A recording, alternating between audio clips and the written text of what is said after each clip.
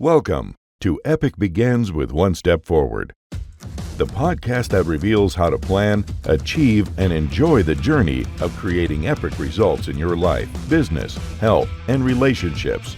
Here's your host, best-selling author and motivational speaker, Xander Sprague.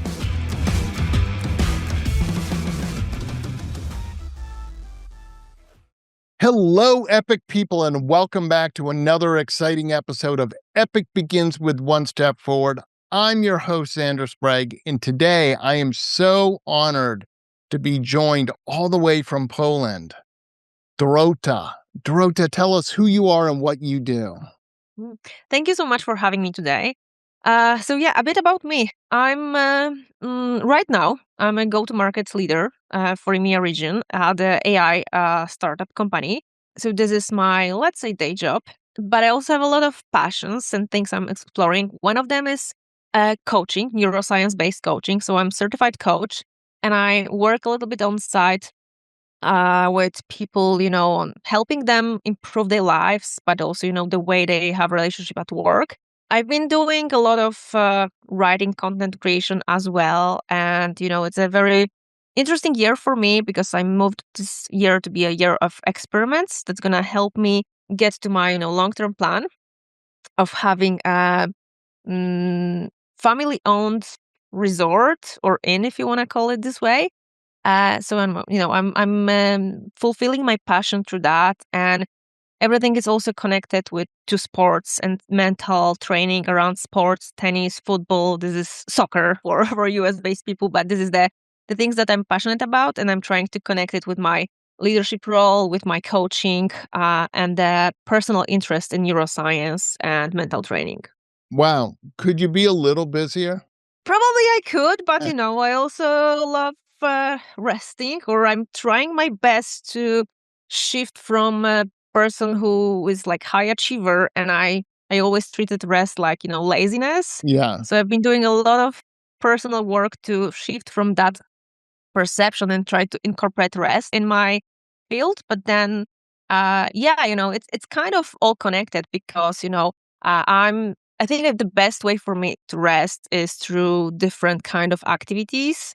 Definitely. Like playing sports, but then traveling as well. So I'm happy to say that I'm able to connect the dots all together and make it work for me in the And right that's way. great. No, absolutely. And it is interesting, sort of that mental aspect of, if I'm resting, as you said, I'm lazy, I'm not achieving, I'm not whatever. However, I found that as I'm getting older, I appreciate how rest is actually a key component to success, because when you were arrested, you were able to do better work. And, ultimately, if you could do 6 hours of really good quality work, it's much better than, say, working 15 hours of doing so work because you're so tired. It's like there's that sort of thing. Kind of also, you talked about working with people in sports. Yeah.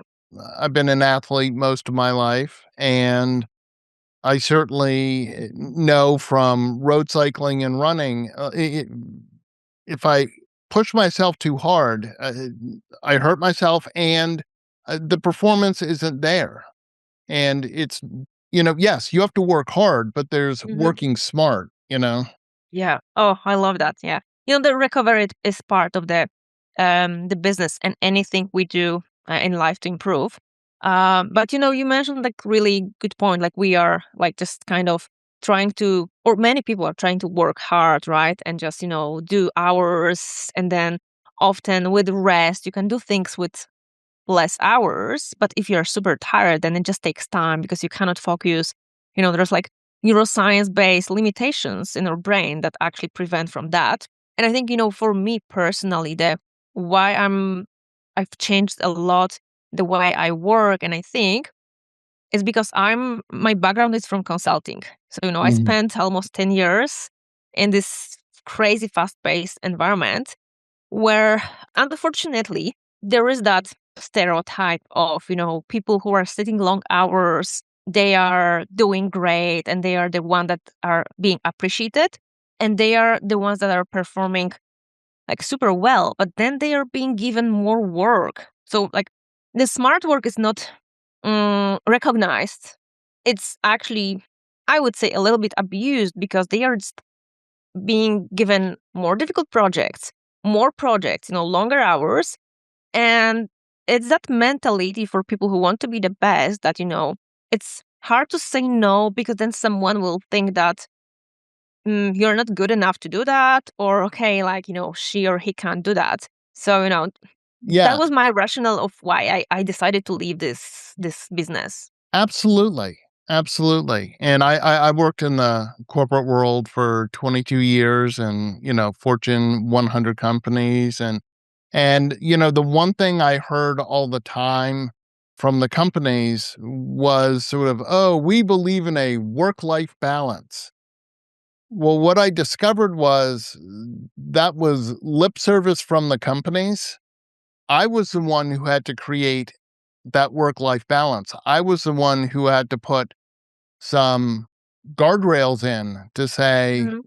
here's where I'm working. And I worked for a large, like worldwide technology firm, and I worked with a team around the world.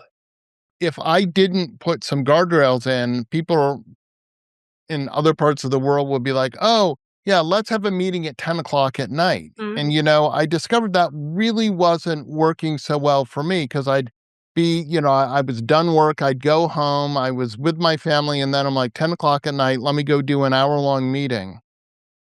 And now I have to go to bed. I'm thinking about all the, the meeting, everything I talked with you. And oh, by the way, I have to be up at 6 a.m. for more meetings. And I was like, no, there is a time where I am working and I'm happy to do meetings, but there is a time where no, that it's not. Mhm. If you Yeah. want that time, pay me a lot more money because my own personal life, my family time is important, because I don't Mhm. want to be just the person like, oh, hey, we saw dad come in and out, but we never knew him. So, and did that affect my career? Perhaps a little, but I was okay with that. Because there's something to be said for, and I'm sure you deal with this with the neuroscience base and stuff, some happiness. We all deserve to be happy. And sure, in your consulting thing, you could work really hard, get bigger projects, work longer hours, and maybe you got paid more. Yay, you. But then you're like, now what? I don't see my friends. Or I go to dinner and say, sorry, I got to go because I have to go do 3 more hours of work. That Yeah. kind of stinks. Yeah, you kind of end up not being able to use the money you earn, and you just are stuck at work all the time, not really enjoying anything because you're constantly chasing something. I When I was in consulting, I was looking also at the people above, right? Like how their life looked like, and I knew I don't want that because they were like always okay. Maybe they stopped preparing presentations and working operationally, but they were still 24/7 available for any call, any client, and like no one was saying no. So yeah, if you're looking at that and you don't want that, then it's time to change something. And I also know, I think it's a little bit hard. Like you can try to fight the system, but then you have to accept how much it's going to cost you, and that wasn't my thinking because I didn't want to waste my energy and my my life on trying to change the system. I think it's better to try something different, but it works different for different people. Like that was Uh, my choice, yep. and I'm super happy with it because after I left, it's been almost 5 years, and I've been working in the startup environment, and it has different positives and negative sides, but I think they're more aligned with for me with these things I'm able to accept. So different challenges, but the positive side is that I'm much more in charge of my time, of my mornings. You mentioned like calls in different time zones. I used to work with both EMEA and US clients and teams, and I have to set my own boundaries, right? And my availability. But when you do it from the beginning, it's easier. If you don't do that, then it's much harder to change what you let people get used to. I think that's an important Absolutely. point. Absolutely. Yeah. I learned early on that, like I needed to, when I work with these global organizations, that you're right. If at the beginning I just simply said, I'm not available. And I actually put on my work calendar, it literally said from 6 p.m. to 6 a.m., not available, not a work time. Right. And I had it on, Outlook, purpled out, like I was out of the office. And if there was some very urgent thing, I would take meetings. But in general, it's just so people couldn't schedule meetings. Mhm. And so I'm interested for you to talk a little about, your work in neuroscience, because I think neuroscience is such a fascinating field. And although we go, oh, I understand neuroscience, I think lots of people don't really know what it is. So for you, Yeah. what is your work in neuroscience? How did you get interested in it? Yeah. I think it's been already a few years when I started, just reading, exploring. And for me, as a very analytical person, also with financial background, I like to understand things behind, like what's behind something that's happening. So, you keep hearing right now a lot about manifestations, and that, you can just keep uh, creating your reality, and etc. etc. And I wasn't really convinced to the idea, but then I, started reading about neuroscience. And then when I started understanding a little bit behind, okay, why, for example, it's important to, set goals, write them down, or keep thinking about them, what's happening in your brain, how you're actually setting up filters for things to spot in life, then it got my attention. So, I've been reading a lot of books. I've been joining a lot of, webinars, things like that to educate. Last year, year and a half ago, I did the brain coaching certification. So it's strictly based on neuroscience models and understanding how our brain functions, and then how you can understand a little bit better than the way you think and the way you create thoughts and your reality. And that's been very helpful for me, like in my personal life, but as well at work and in my coaching work with people. But coming back to your question, like for me, neuroscience is to understand how your mental model works, and then be Yeah. able to use it to your advantage versus treat your thinking as something, running on their own. Hmm.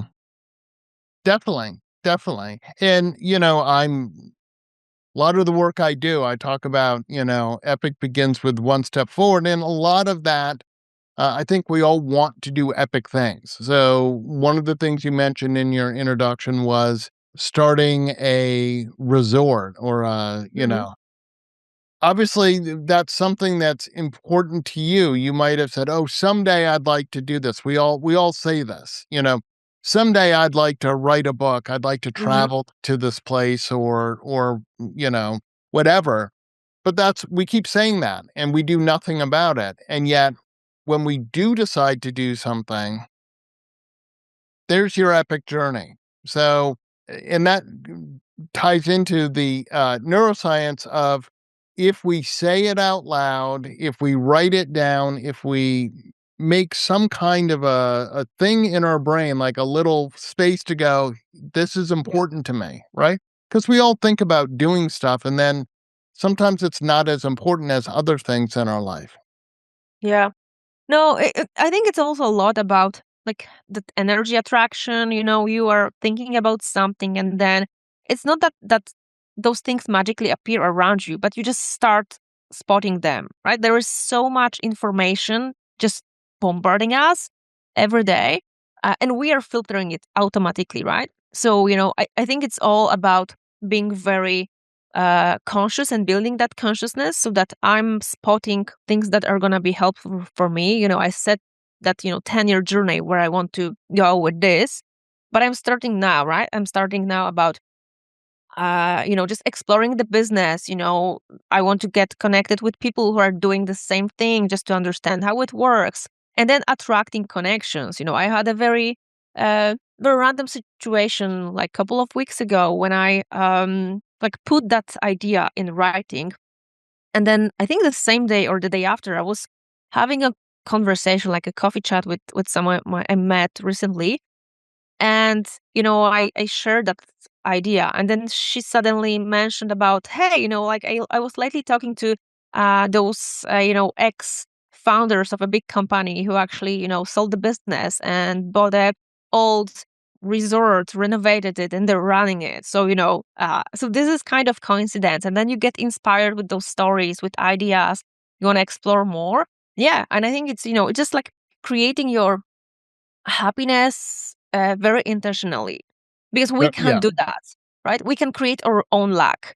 I don't really believe in just like a random luck, but I believe that if we are thinking about what we want and then we are taking small steps in that area, then we are going to find our luck, because it's impossible to to win the lottery if you don't even play it, right? Well, yeah, absolutely. Look, but none of us are going to achieve these things that we say we want to do if we don't actually embark on the journey to, Mhm. try and make this happen. And look, oftentimes these epic dreams that we have are they take a long time, right?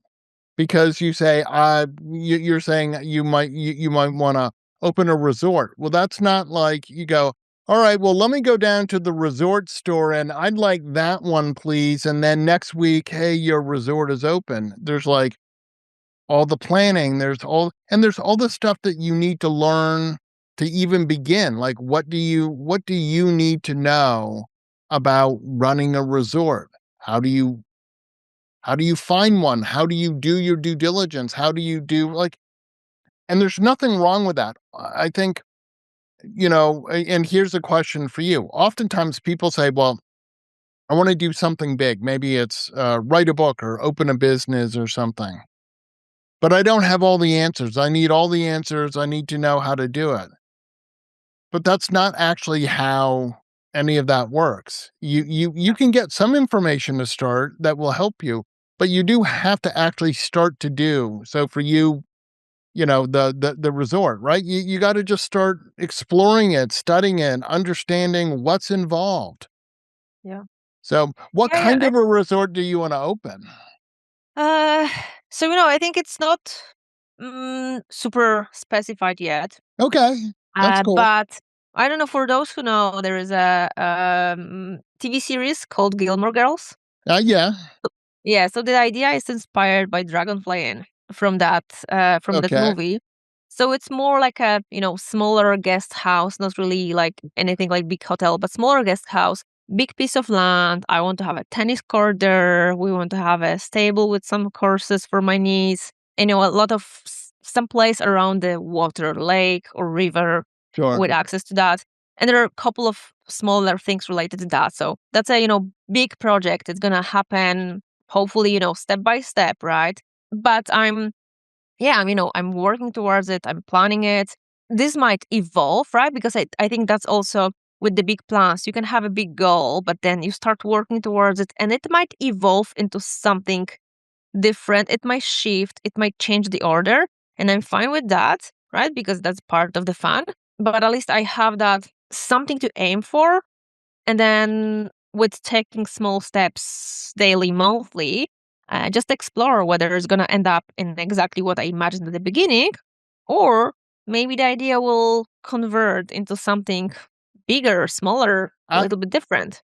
Absolutely. And that's part of you're right. That's part of the fun, which is to say it can and likely will shift in some ways about what you think of. And then if you when you do open up your guest house, if you take a moment and reflect and say, how did I envision this at the beginning? And how is it now? And like, how did I How did that change? What did I learn where I said, okay, that initial idea isn't going to work the way I think it is, Mhm. but this will work. And you know, I guess being a mental health provider, I love psychology, and I love to ponder how and why people do things and think about things the way they do when they view things. And when I'm working with people, they have some big thing that they want to do, and I'm like, just start doing it because you'll figure it out. But Yeah, that's the way every day is, right? You don't wake up with all the answers to all the questions that you'll get today. Yet you still get up and still go through your day. And some days you have no idea that it's going to be a fantastic day, right? exactly. Plus, when you start acting, then you are starting asking the right questions. You're finding answers. You are learning, you're evolving, exploring. Like, it's not going to happen from just thinking about the big idea, right? It's just too static, and that's not the point. But I think a lot of people are, I don't know, either afraid of big goals, or even, I don't know whether it's thing depending probably from the person and the situation, but either afraid of big things or actually succeeding, or even taking that first step, and they just get stuck. Like, Well, again, they like do. They sort of get the paralysis of thinking about all the things that you have to do for your guest house. You're like, well, I've got to locate a property, and I've got to, it's got to have enough, land, and I have to, build a barn. I got to figure out what does my barn look like? What does, the tennis courts look like? Like all of these things. And yeah, you can absolutely get paralysis around thinking about all of that. An interesting thing that I've discovered in my own life is that oftentimes that first step is not nearly as difficult as I imagined it would be. In fact, oftentimes it's hmm really simple because it's something that isn't outside of your ability. Maybe it's you do a Google search to learn about guest houses.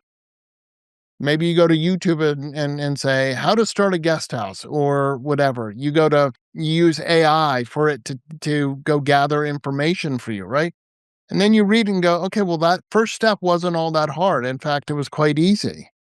yeah, yeah, that's true. First step is the hardest, but then once we take it, it's kind of, I think we're often just laughing at ourselves, like, why it was so Yeah, hard well, to do it? exactly. What took so long? Yeah. That wasn't that hard. Yeah, no, absolutely. Absolutely. So for you, how are you using your knowledge of neuroscience for your own daily life to help you better understand your own brain and your own way of doing Yeah. things? Um, I think a couple of things that has changed for me a lot. And it's a little bit of combination of course, experiences and then neuroscience knowledge. Like, one aspect is about the control of life we have, right?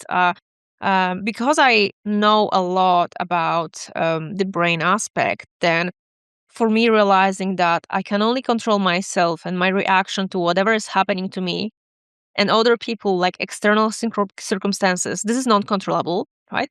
That's helping a lot because, you are starting to understand that frustration, or like getting upset with people, or like being upset about getting stuck in traffic jam. It just doesn't make sense, right? Because that's, nothing you can do about it, right? It's more about trying to react in the way that's gonna make you feel better, okay, or process it in a faster way. I think it's also connected to the thinking about the challenge or situation that is happening for us. Like, okay, it happened, right? It's bad, but then how can can I accept it just and let it go? Or how can I convert it into something beneficial? Like, you can call it like convert it into a gift. That's all for me that I've been using on a daily basis. And then it's helping me to, either in life or at work, just not really getting stressed or upset. working in the consulting, it's very fast-paced and stressful environment. Yes. But I think I learned right now that there is, there's no need to be stressed at work. Like, I am not a doctor, right? I'm not saving people's life. And I haven't been doing that in consulting or not doing that in startup. So so it's not the point, right? It would be different situation if I was actually responsible myself for people's lives. Then, okay, I would get that stress and everything. But people are letting themselves to just go get crazy about work, and that's killing them. So, all the stuff that I've been learning, I'm super happy to say and proud of myself that helped me process things mentally, and also, start spotting my thinking and my mental loops, or those patterns of thinking. So when you start realizing that, that's the moment when you can actually change something. Yeah. And I'm taking different areas step by step and changing them and applying different tools. I really love visualization and the mental training, and that's my key focus right now and for this year. So I've been doing. I'm signed up for a visualization training later this year to kind of keep exploring that. I think this is just amazing, especially when you watch tennis players. Like, this is to me like mind blowing how mental part is important in that game and how it can change everything Absolutely. for everyone. Absolutely. This has been a fascinating conversation. If people are interested to get a hold of you, how can they find you?